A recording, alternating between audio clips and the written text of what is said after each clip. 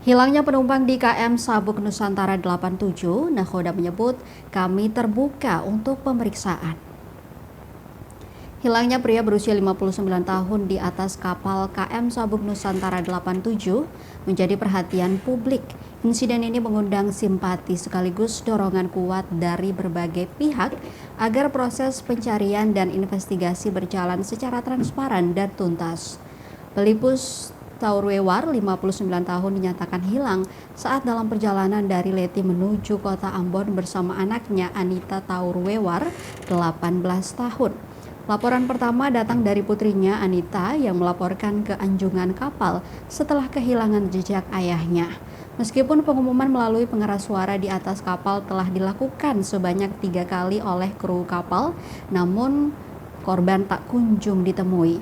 Hari-hari berlalu, penyidik Polda Maluku baru melakukan serangkaian kegiatan dan olah tempat kejadian perkara atau TKP dan rekonstruksi terhadap hilangnya seorang penumpang di kapal Sabuk Nusantara 87 pada Rabu 18 Juni 2025 kemarin.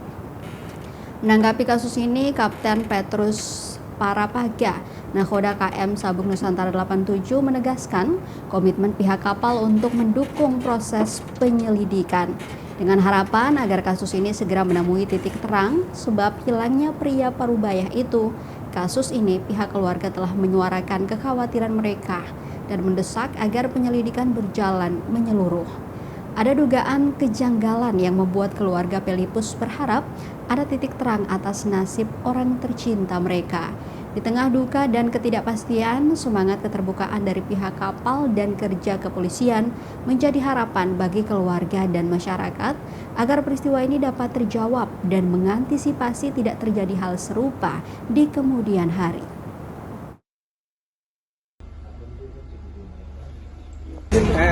Dengan adanya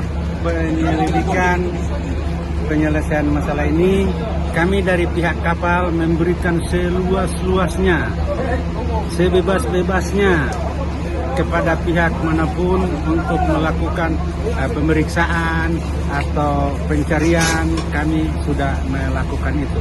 Kami tidak menutup-nutupi, bebas.